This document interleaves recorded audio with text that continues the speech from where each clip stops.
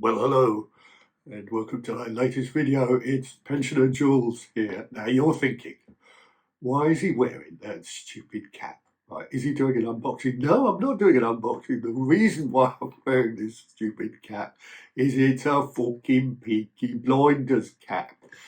And does that give you a clue? Yes, I am talking about the movie Oppenheimer, written and directed by Christopher Nolan and starring, yes, the one and only Peaky Blinders himself, Cillian Mbappe. Now, actually, no, it's not Cillian Mbappe, it's Cillian Murphy. But I was thinking, do you remember that time? Bear with, by the way, I will get to the review. But a couple of years ago, Newsnight booked an interview with somebody. I don't know if he was a kind of an African economist or an expert on drought or something like that. So he was coming in for the interview, and he got there in an Uber or a taxi or something. And because of a mix-up, and no aspersions at all on the BBC. Anyway, the driver was brought into the studio and sat down in the seat, and they started questioning him about African economics or whatever it is. Anyway, so that got me started, right? So imagine, you know that this Saudi Arabia club, right, has just bid 300 million euros for Kylian Mbappe, all right? So they buy him, they buy him, and they get, 120 million Saudis or whatever it is packed into this stadium to unveil Kylian Mbappe, right, as the brand new superstar of Saudi Arabian football. And this kind of skinny guy with a Birmingham accent comes out wearing a kind of suit and a fedora. And people are saying, the fuck is that? In Saudi Arabian or whatever the language is called. And people say, kick a ball, show us how you score, mate. He says, I'm a fucking Peaky Blinders. He says, you bought the wrong person. What the fuck is the matter with you? Where's his agent? We wanted Kylian Mbappe, not Cillian Murphy, you idiot.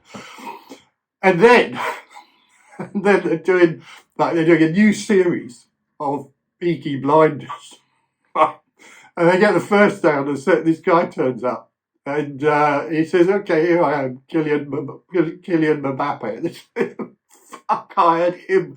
We don't want a footballer. We want a actor with a Birmingham accent who can say fucking Peaky Blinders and wear this cap while he's doing it. Anyway, that's enough of that.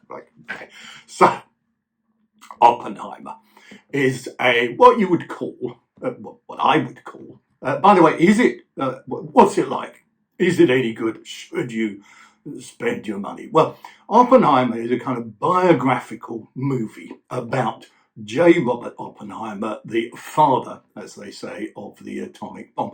J stands maybe Julian, not quite sure, could be Julius, could be something else. Anyway, he tended to be called Robert Oppenheimer, or just Oppenheimer, if you're making the movie. And it basically charts his life, I suppose, from perhaps the age of mid-20s, something like that, when he's starting out as a physicist and he's studying in various countries, sometimes in Cambridge, sometimes in Germany, sometimes in Holland.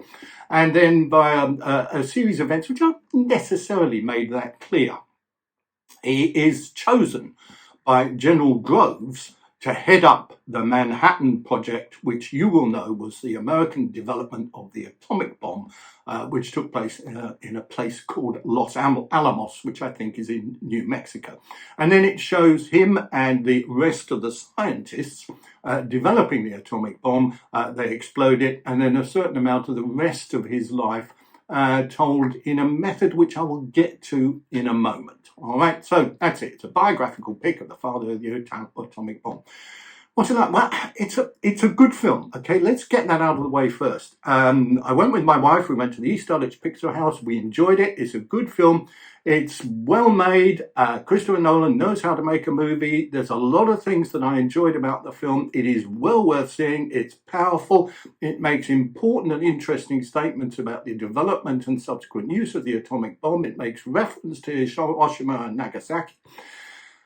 And it's well worth seeing. Now, there's a couple of things that I wasn't that keen upon. Now, first of all, it's too long, okay? It's about 3 hours long, and that's kind of, Transformers, Avengers, Dark Knight territory. It's not necessary, guys, to make a film that is 3 hours long. I'm not saying it is boring. I'm not saying it drags. It's just a long time to sit in the movie theatre.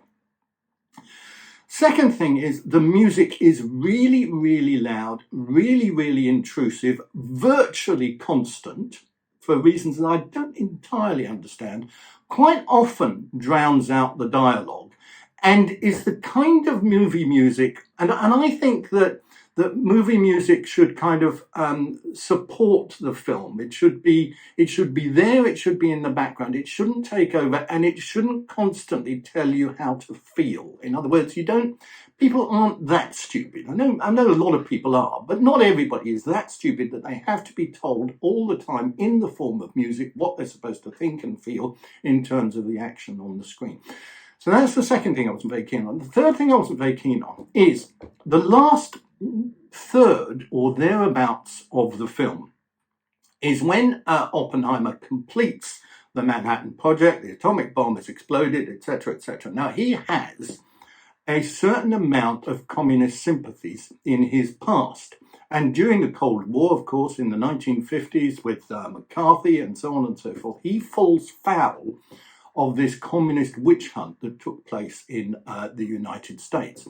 And there is a long, long sequence about where he is reapplying for his security clearance and is being interviewed and effectively tried by a whole group of people to determine whether you should have this security clearance. Now, that's not necessarily a bad thing. It goes on too long, but it's not necessarily a bad thing. But what I think is a bad thing is that Robert Downey Jr. is in the film, and he plays a man called Louis Strauss, who is who was the head, I think, of the Atomic Energy Commission in the United States and wants to become a member of the cabinet. So he goes through a kind of Senate confirmation hearing. And the film then becomes, for some reason, the Robert Downey Jr. show. Now, Robert Downey is a very good actor, okay, but this role is not that big a role, I don't think. But maybe because it's Robert Downey Jr., they had to give him a big role. And you may have seen, I did a review of that Elvis film, and I said I wasn't that keen on Tom Hanks as Colonel Parker. I understand the importance of his role in the film, but I kind of felt it distracted from the Elvis story. And I felt that Robert Downey Jr., I know that the two are linked, and you will see if you go and see the film how their lives are intertwined and the connection between these two kind of hearings, the one that Robert Downey Jr. goes through and the one that Oppenheimer goes through. They are linked in a very interesting and important way. But I just thought there was too much of that, and it kind of made the film a little bit, not boring, but it kind of dragged in that last third of it. So that was another thing I wasn't particularly keen on. Kylian Mbappe as Oppenheimer. What's he like? He's good, yes. I'm sure I read somewhere that he drank nothing but water with cut up lemon in it for 2 years, so he could get down to the requisite weight, which was about 11 kilograms that Oppenheimer was. So he's got this kind of a gaunt, drawn look, which I had when I did Land's End to John O'Groats, but of course not got any more. And I imagine now, Kylian Mbappe now looks like Peter Ustinov, as a fat bastard. Anyway, that's another thing. So he's good. He didn't kind of inspire me. He didn't excite me. It's not an Oscar performance, and it's hard to kind of describe. I mean, you see somebody in a film and you say that's an Oscar-winning performance, and you see somebody in another film and you say that's not an Oscar-winning performance. And I'm not quite sure what the nuance is between them. But I would say, I mean, obviously I would probably get proved wrong because I'm such a shit film reviewer, being only Pensioner Jules, and who cares about my opinions. But I just didn't think it was an Oscar-winning performance. Matt Damon plays General Groves, the man who kind of is sort of in charge of Oppenheimer, and is the army man who sets up with Oppenheimer the Los Alamos Manhattan Project and gets it all underway and gets the buildings and the equipment and the money and so on and so forth. He's very good in it, actually. Emily Blunt plays one of the female, what's the word? Female leads, I suppose you'd say, or the female, what's the word? Associate. And the other lady who is Oppenheimer's wife, am I getting confused? Is one Emily Blunt and one is somebody else? Anyway, I'm not sure who the other person is. Anyway, there was another lady. And Gary Oldman, who you don't immediately recognize, plays President Truman. Very small role, very important role. Kenneth Branagh does his kind of, I'm Kenneth Branagh, yes, I am the new Laurence Olivier, kind of walk-on role as Niels Bohr, and does this kind of cod Swedish accent, Swedish-Danish, probably Danish accent. I mean, he's okay, but he's Kenneth Branagh. And there are a couple of other people who appear in it whose names currently escape me. So the good thing, not the good thing, but they do explain the development. Well, they explain it fairly well, how the atomic... Oh, Tom Conti. Sorry, I'm rambling a bit. Tom Conti plays Albert Einstein in a kind of Tom Conti-ish kind of way, with kind of white hair all over the place and a kind of twinkle in his eye and so forth, like he's doing that advert for the smart meters. Do you hear that on the radio? Why are they using Albert Einstein to advertise smart meters? I mean, go figure. I lost my thread a bit. So yeah, the development of the atomic bomb is shown fairly well. The kind of science, well, you know how when they want to show science on TV, they have a big blackboard and then somebody writes up a load of numbers and equations. You haven't got a clue what it means, but it's intellectual, it's cerebral stuff because it's equations and it's, there's plus signs and brackets and stuff you don't understand. They talk in these kind of German accents. So they do the test out in the desert, and that is very well done. It makes you think, oh, blimey. There's either a lot of CGI there, and if it's CGI, I must say I did not notice it as CGI. And if it's a real fire and a real explosion, then boy, they didn't blow up a lot of stuff and produce a big fire out in the desert and so forth. So that's very well done. They don't show the dropping of the bomb on Hiroshima and Nagasaki. They show the discussions about picking the target. They show the discussions about why they picked Hiroshima and Nagasaki as targets. And there is a bit kind of after the bomb goes off when Oppenheimer is talking to all of these scientists and says, big success and so on and so forth, that the scientists then kind of melt in this kind of as if they'd been burnt by a bomb way, which I thought was a little bit, okay, it was grim, we get it kind of thing.